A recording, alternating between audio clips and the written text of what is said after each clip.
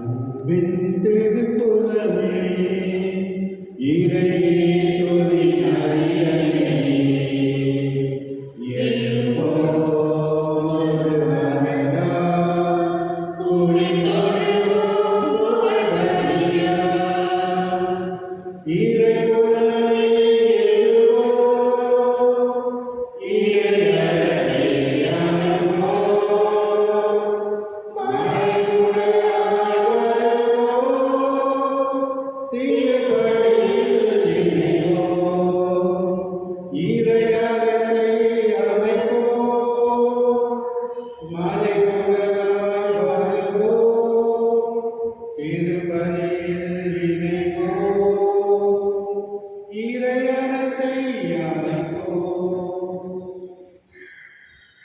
தந்தை மகன் தூய ஆவியாரின் பெயராலே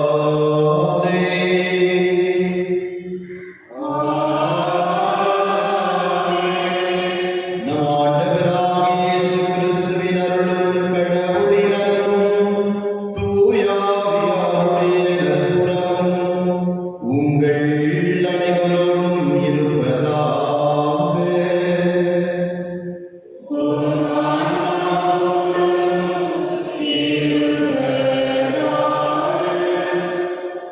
இயேசுவில் பிரியமான அன்பு சொந்தங்களே, இன்றைய திருப்பலியை கொடுப்பவர்கள் ஆலன் அலெக்ஸ் ஆந்தனி குடும்பத்தார் நன்றி திருப்பலி. ஜான் பயஸ் மற்றும் செலின் 33ஆம் ஆண்டு திருமண நாள் நன்றி திருப்பலி. சஞ்சய் வினோத் குடும்பம் நன்றி திருப்பலி. ஜோனா சாண்டோ நன்றி திருப்பலி. மேரி விக்டோரியா அவருடைய 9ஆம் ஆண்டு நினைவு. ஃபாதர் மரிய பிரகாசம் அவருடைய குறிப்பிட்ட நாள் என்று இறைவன் இவர்களை விண்ணக பேரின்பத்திற்கு அழைத்து செல்ல வேண்டும் என்று இந்த திருப்பலியிலே இவர்களுக்காக ஜெபிப்போம்.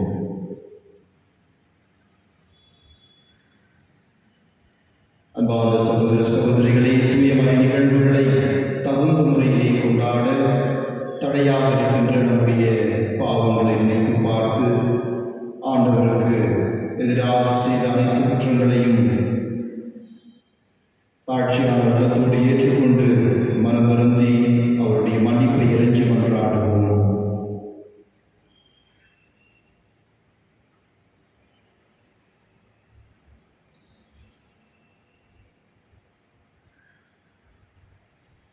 எல்லாம் வல்ல இறைவனிடமும் சகோதர சகோதரிகளே உங்களிடமும் நான் பாவங்களை ஏற்றுக்கொள்கிறேன். ஏனெனில் என் சிந்தனையாலும் சொல்லாலும் செயலாலும் கடமையை தவறியாலும் பாவங்கள் பல செய்தேன். என் பாவமே என் பாவமே என் பெரும் பாவமே. ஆகையால் எப்பொழுதும் கன்னியான தூயமரியாதையும் வானதூதர புனித கன்னிகையும் சகோதர சகோதரிகளே உங்களையும் எனக்காக வேண்டிக் கொள்ள மன்றாடுகிறேன். எல்லாம் வல்ல இறைவன் நம் மீது இரக்கம் கொண்டு நம் பாவங்களை மன்னித்து நம்மை முடிவில்லா வாழ்விற்கு அழைத்து செல்வாராக.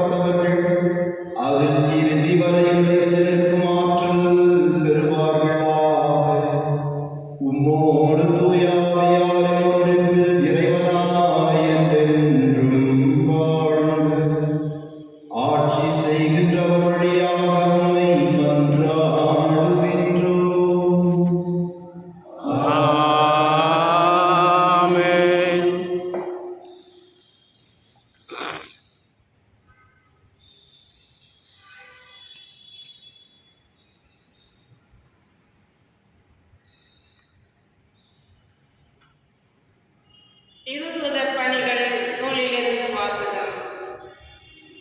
அந்நாட்களில் நெடுநேர விவாதத்திற்கு பின்பு பேதுரு எழுந்து திருதூதர்களையும் மூப்பர்களையும் நோக்கி கூறியது: சகோதரரே, பிற இனத்தவர் என் வாய்மொழி வழியாக நற்செய்தியை கேட்டு அதில் நம்பிக்கை கொள்ளும்படி கடவுள் தொடக்கத்திலேயே உங்களிடமிருந்து என்னை தேர்ந்தெடுத்தார் என்பதை நீங்கள் அறிவீர்கள். உங்களை அறியும் கடவுள் நமக்கு தூய ஆவியை கொடுத்தது போல் அவர்களுக்கும் கொடுத்து அவர்களை ஏற்றுக்கொண்டார். நம்பிக்கையால் அவர்களுடைய உள்ளங்களை தூய்மைப்படுத்தினார். நமக்கும் அவர்களுக்கும் இடையே அவர் எந்த வேறுபாடும் காட்டவில்லை. ஆகவே நம் மூதாதையரோடு நாமோ சுமக்க இயலாத நுகத்தை இப்போது நீங்கள் இந்த சீடருடைய கழுத்தில் வைத்து கடவுளை ஏன் சோதிக்கிறீர்கள்?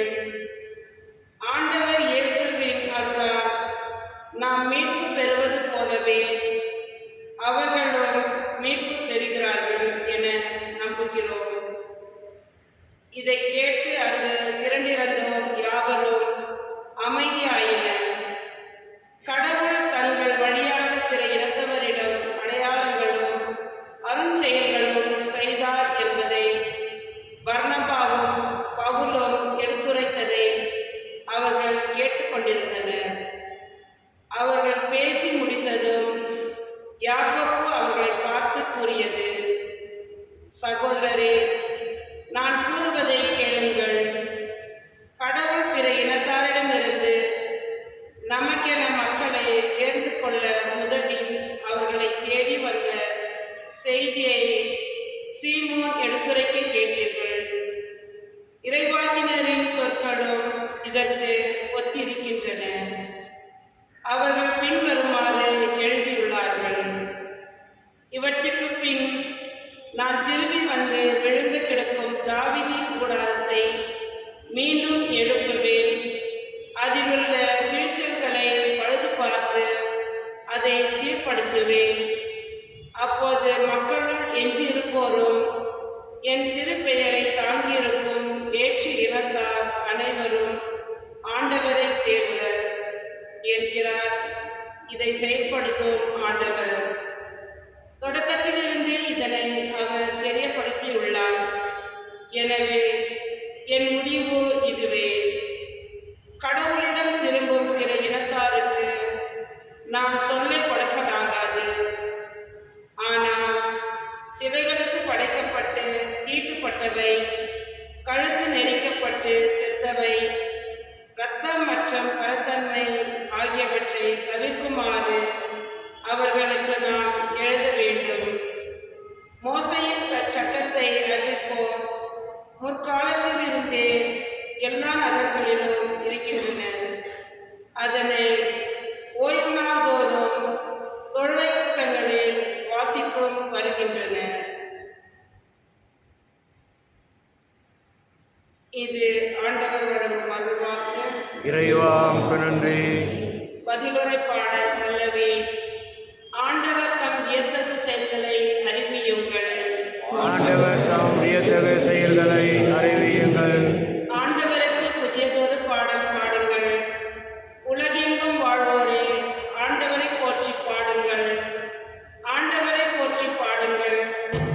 அவர் பெயர் வாழ்த்துங்கள். பல்லவி. ஆண்டவர் தம் வியத்தகு செயல்களை அறிவியுங்கள். அவர் தரும் மீட்பை நாள்தோறும் அறிவியுங்கள். பிற இனத்தாருக்கு அவரது மாட்சியை எடுத்துரையுங்கள். அனைத்து மக்களினங்களுக்கும் அவர் தம் வியத்தகு செயல்களை அறிவியுங்கள். பல்லவி. ஆண்டவர் தம் வியத்தகு செயல்களை அறிவியுங்கள். வேற்றினத்தாரிடையே கூறுங்கள், ஆண்டவரே ஆட்சி செய்கின்றார். பூவுலகு உறுதியாக நிலைநிறுத்தப்பட்டுள்ளது, அது அசைவுறாது. அவர் மக்களினங்களை நீதி வழுவாது தீர்ப்பிடுவார். பல்லவி. ஆண்டவர் தம் வியத்தகு செயல்களை அறிவியுங்கள்.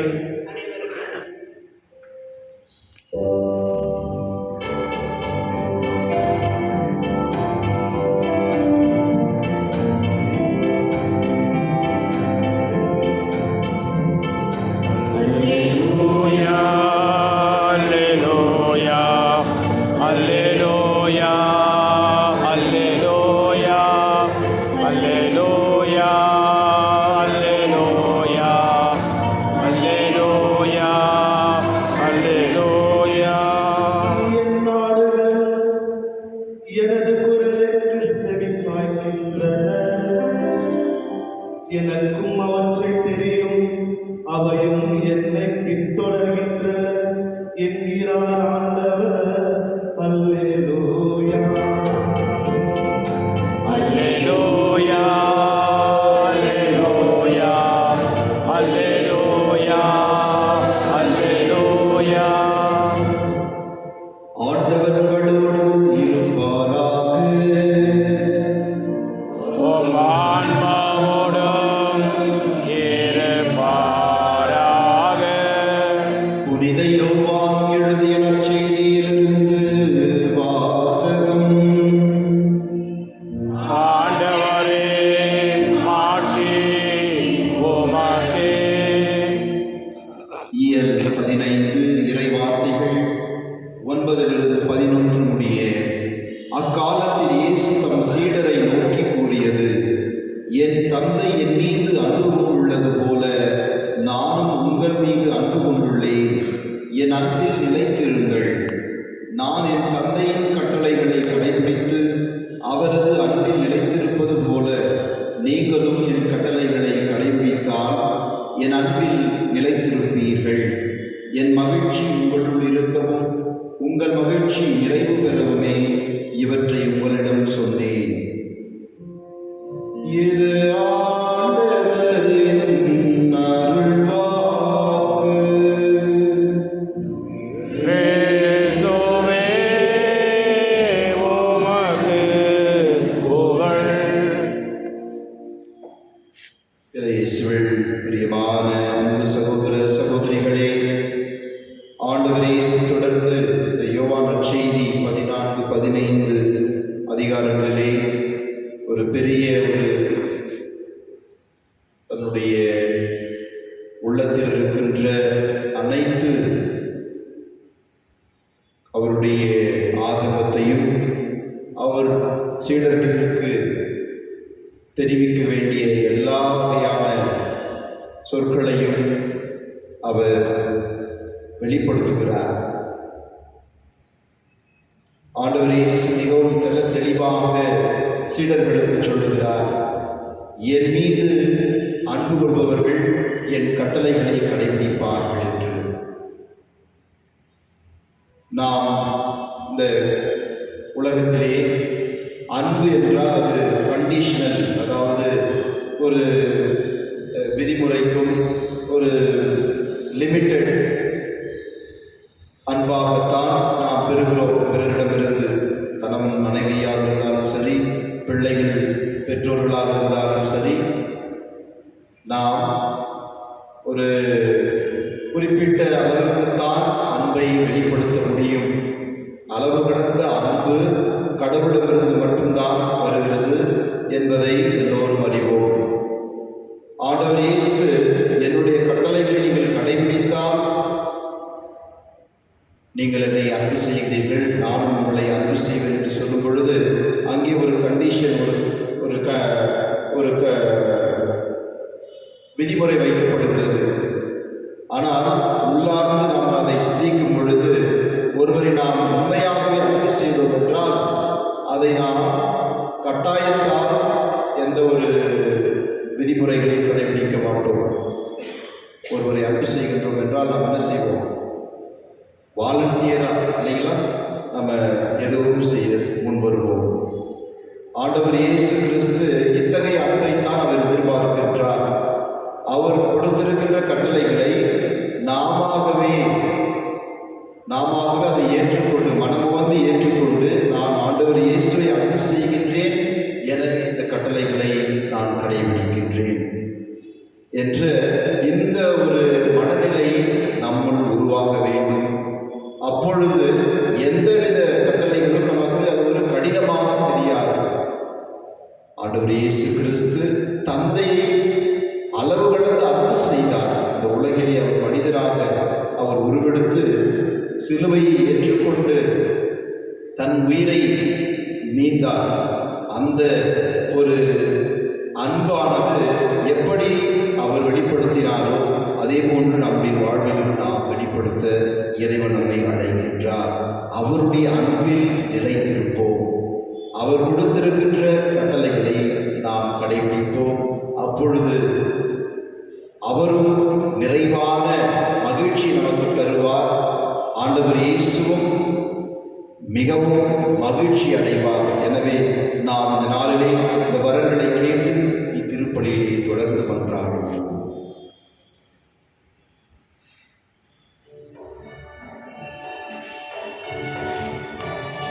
நேரம் நான் என் மனம் தருகின்றேன்.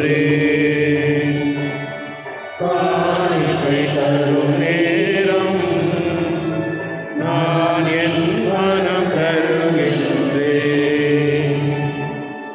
ஏற்றருளும் தெய்வமே, எளியவர் தருகின்ற காணிக்கையை ஏற்றருளும் தெய்வமே, எளியவர் தருகின்ற காணிக்கையை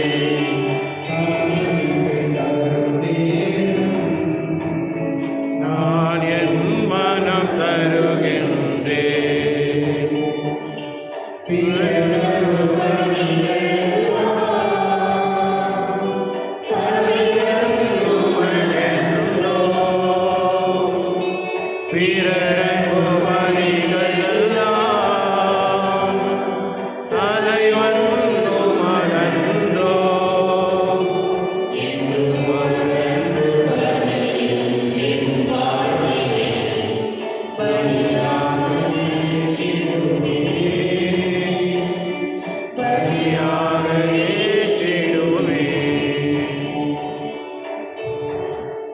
சகோதர சகோதரிகளே, என்னுடையதும் உங்களுடையதுமான இப்பலி எல்லாம் வல்ல தந்தையாகிய இறைவனுக்கு ஏற்றதாகும்படி ஜெபியுங்கள். ஆண்டவர் தமது பெயரின் புகழ்ச்சிக்காகவும் ஆட்சிக்காகவும் நமது நன்மைக்காகவும் புனித அவையனுக்கு நலனுக்காகவும் உமது கையில் இருந்தவரை ஏற்றுக்கொள்வாராக. இறைவா, இந்த பலியின் வணக்கத்துக்குரிய பரிமாற்றத்தால் எங்களையும் அது உன்னதமான ஒரே இறையன்பில் பங்கு பெற செய்ய உம்மை வேண்டுகின்றோம். அதனால் உமது உண்மை அறிந்து கொண்ட நாங்கள் அதை தகுதியான செயல்களால் எமதாக்கிக் கொள்வோமாக. எங்கள் ஆண்டவராகிய கிறிஸ்து வழியாக உம்மை மன்றாடுகின்றோம்.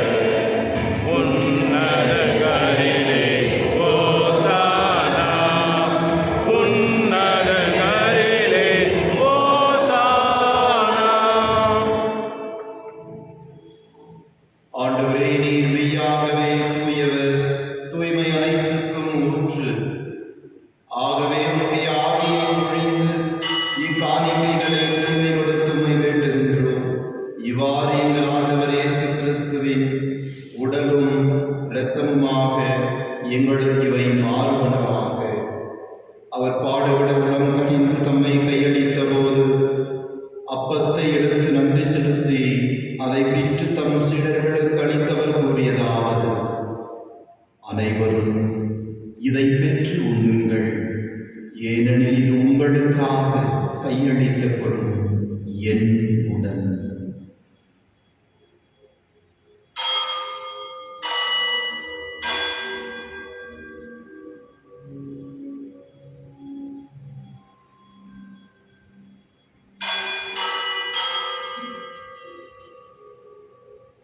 அவனமே இரவு விருந்தை அருந்திய பின் கிண்ணத்தையும் எடுத்து மீண்டும் உமக்கு நன்றி கூறி தம் சீடர்களுக்கு அளித்தவர் கூறியதாவது: அனைவரும் இதிலிருந்து பெற்று பருகுங்கள், ஏனெனில் இது புதிய நிலையான உடன்படிக்கைக்குரிய என் இரத்தத்தின் கிண்ணம். இது பாவ மன்னிப்புக்கென்று உங்களுக்காகவும் பலருக்காகவும் சிந்தப்படும். இதை என் நினைவாக செய்யுங்கள்.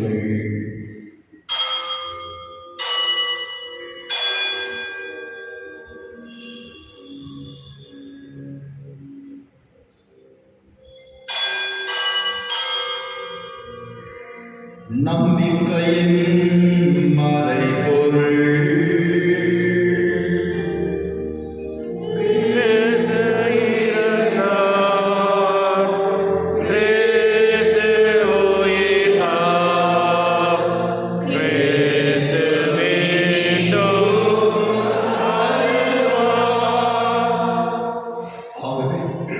ஆகவே ஆண்டவரே, நாங்கள் கிறிஸ்துவின் இறப்பினையும் உயிர்ப்பினையும் நினைவு கூர்ந்து வாழ்வதரும் அப்பத்தையும் மீட்பளிக்கும் கிண்ணத்தையும் உமக்கு ஒப்புக் கொடுக்கின்றோம். உம் திருமுன் என்று ஊழியம் புரிய தகுந்தவர்கள் எங்களை ஏற்றுக்கொண்டீர். எனவே உமக்கு நன்றி செலுத்துகின்றோம். மேலும் கிறிஸ்துவின் உடலிலும் இரத்தத்திலும் பங்கு கொள்ளும் எங்களை தூய ஆவியார் ஒன்று சேர்க்க வேண்டுமென உம்மை தாழ்மையுடன் மன்றாடுகின்றோம்.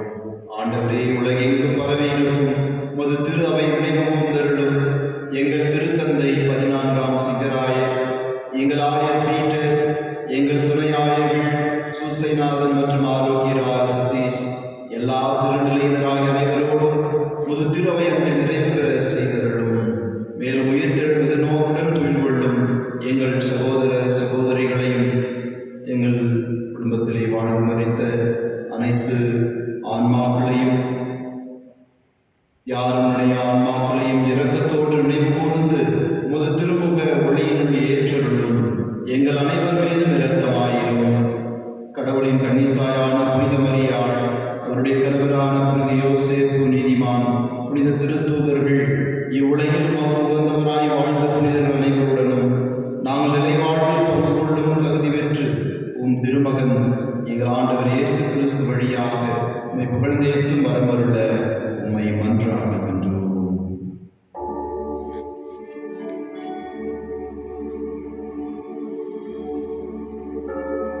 இவர் வழியாக இவரோடு இவரில் எல்லாம் வல்ல இறைவனாகிய தந்தையே,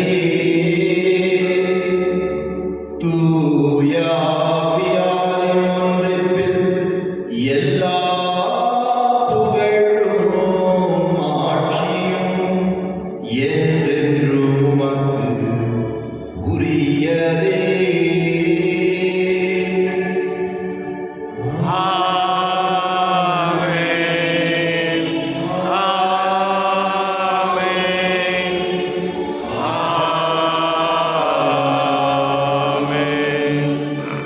அனைவரும் ஒரே குடும்பமாய் சேர்ந்து நமது ஆண்டவர் இயேசு கிறிஸ்து கற்றுக் கொடுத்த ஜெபத்தை ஜெபிப்போம். எங்கள் தந்தையே, உமது பெயர் தூயதென போற்ற வருக, உமது ஆட்சி வருக, உமது திருவுளம் விண்ணுலகில் நிறைவேறுவது போல மண்ணுலகிலும் நிறைவேறுக. எங்கள் அன்றாட உணவை இன்று எங்களுக்கு தாரும். எங்களுக்கு எதிராக குற்றம் செய்வோரை நாங்கள் மன்னிப்பது போல எங்கள் குற்றங்களை மன்னியும். எங்களை சோதனைக்குட்படுத்தாதேயும், தீமையிலிருந்து எங்களை விடுவித்தள்ளும். ஆண்டவரே, தீமை அனைத்திலுமிருந்தும் எங்களை விடுவித்து எங்கள் வாழ்நாளில் அமைதியை கனிவுடன் அருள்வீராக. நாங்கள் உமது இரக்கத்தினால் எல்லா பாவங்களிலிருந்து மன்னிக்க பெற்று யாதொரு துன்பமின்றி நலமாய் வாழ்வோமாக. நாங்கள் எதிர்நோக்கி இருக்கும் பேரின்பத்துக்காகவும் எமீப்பராகிய இயேசு ஆண்டவரின் வருகைக்காகவும் காத்திருக்கின்றோம். ஏனெனில் ஆட்சியும் வல்லமையும் மாட்சியும் என்றென்றும் உமது. ஆண்டவரே இயேசு கிறிஸ்துவே, அமைதியை உங்களுக்கு விட்டுச் செல்கின்றேன், என் அமைதியை உங்களுக்கு அளிக்கின்றேன் என்று உம் திருத்தூதர்களுக்கு மொழிந்தீரே. எங்கள் பாவங்களையும் தகுதின்மையும் பாராமல் உமது திரு அவையின் நம்பிக்கையை மட்டுமே கண்ணோக்கி உமது திருவிழத்திற்கு ஏற்ப எங்களுக்கு அமைதியும் ஒற்றுமையும் அளித்தருள்வீராக. என்றென்று வாழ்ந்து ஆட்சி செய்கின்றவர் நீரே. ஆமென். ஆண்டவருடைய சமாதானம் உங்களோடு என்றும் இருப்பதாக. ஆன்மாவோடும் இருப்பதாக. ஒருவருக்கொருவர் ஆண்டவர் தரும் அமைதியை பகிர்ந்து கொள்வோம்.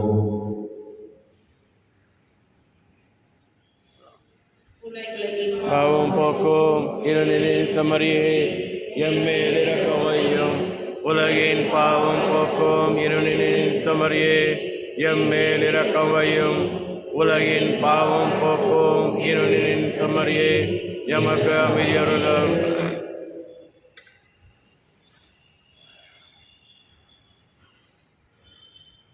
இயேசு கிறிஸ்துவின் திருவுள்ளம் திருரத்தம் என்று ஒன்றாய் கலந்து இதை உட்கொள்ளும் நமக்கு நிலை வாழ்வெடுப்பதாம்.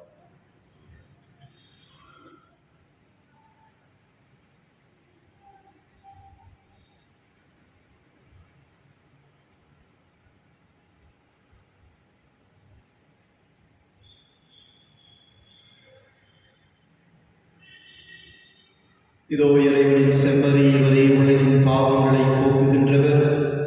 அவருள் நாம் இணைந்து அவரோடு நாம் கலந்து அவரை அன்பு செய்து வாழ அழைக்கின்ற தெய்வம். இதோ இந்த செம்மறியின் திருவிருந்துக்கு அழைக்கப்பெற்று நாம் அனைவரும் பேறு பெற்றோர். இந்நாண்டவரே, நீரிழந்தருள நான் தகுதியற்றவன். ஆனால் ஒரு வார்த்தை மட்டும் சொல்லியிருந்தும் எனது ஆன்மா நலமடையும்.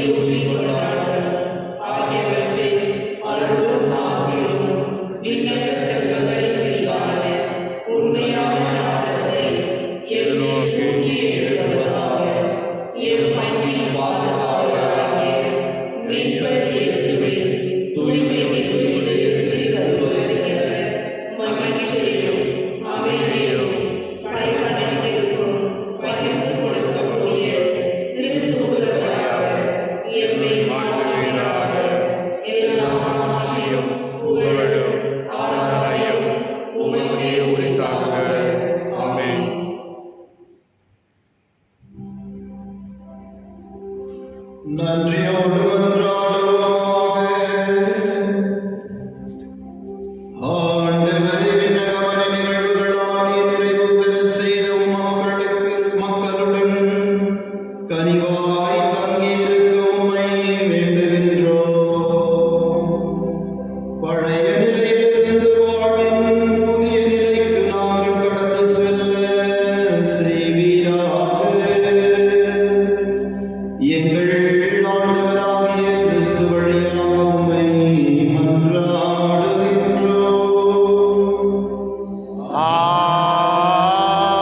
ஆமென்.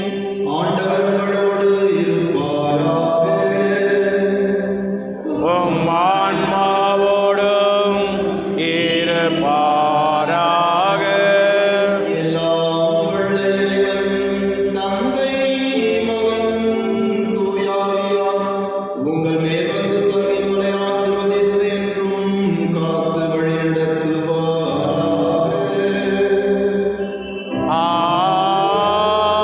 ஆமென். இயேசு ஆண்டவரை அன்பு செய்து அவர் வாழ்வில் கொடுத்திருக்கின்ற கட்டளைகளை வாழ்வாக்க சென்று வாருங்கள். வாழ்க்கை வழி தொடர்கின்றது. இறைவனுக்கு நன்றி.